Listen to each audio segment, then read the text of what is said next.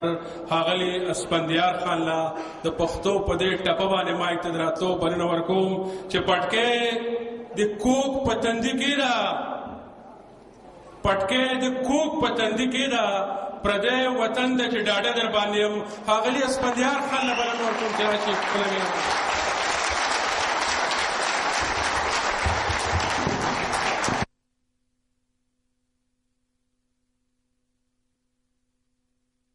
شروع کوم په نامه د دې غونډې عزتمنده صدره، ډېرو درنو عزتمندو مشرانو، همزولو، کشرانو، وروڼو، بچو،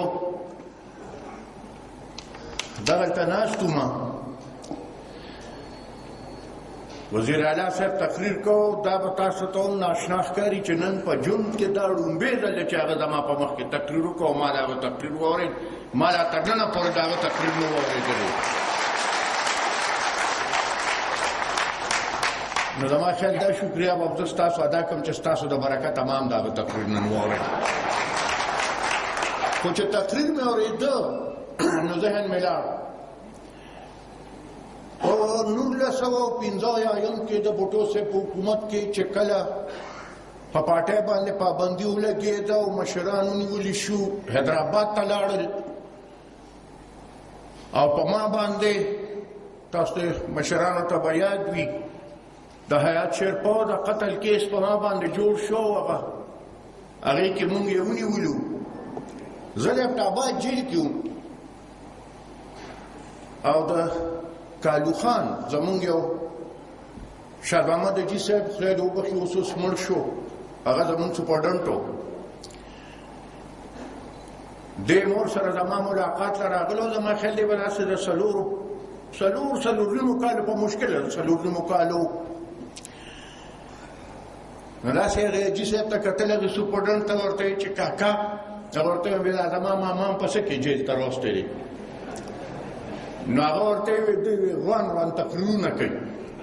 نو دوی ورته چې ښه دا خو چې زه لوی شم نو زه هم ترکیر کوم، او چې زه کله ترکیر وکړم خبرې به یې داسې کولې د دون عمرو وی چې زه ترکیر وکړم نو بیا به زه هم که خیري جیل ته راځم.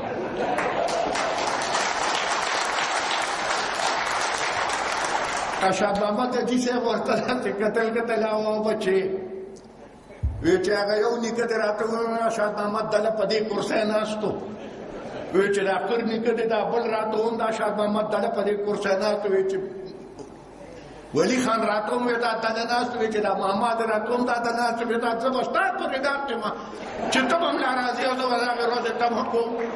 نن حقیقت دا دی چې په دې ځای ناسته نن د حیدر حقه خبره رایاده شوه چې وایي زه به هم ترکیر کوم، او ترکیر دونه به ورته ووایم چې زما د توقعونو ډېر اوچت و. یار نور درته په نور سره هغې نه په تقریر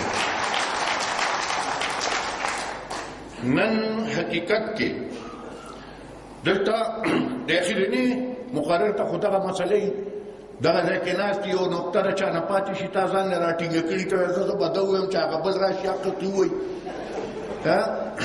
شاکر الله باچا زمونږ د ګجرو ګړی یو زوړ خدای خدمتګار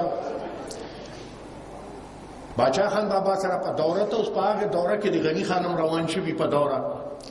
شاکر الله باچا یو خپل تقریر جوړ کړو چې هلته به جلسه کېده. شاکر الله باچا با خپل تقریر کو، بابا به قصه کوله. اوس ادم خدای وبخښي غني خان هغه وایي چې داسې 15مه جلسه شوې، غني خان اواز وکړ چې زه تقریر کوم. وی هغې ورته چې ته به څه یې چې زه تقریر کوم که نه. وی هغې باچا خان بابا په سره چې غني خان وایي چې زه تقریر کوم. هغې وایي چې مور کوې دی لیوني د خدای خبر څه وایي. خو غني خان بلکل ځان کلک کړ او وایي چې زه کوم.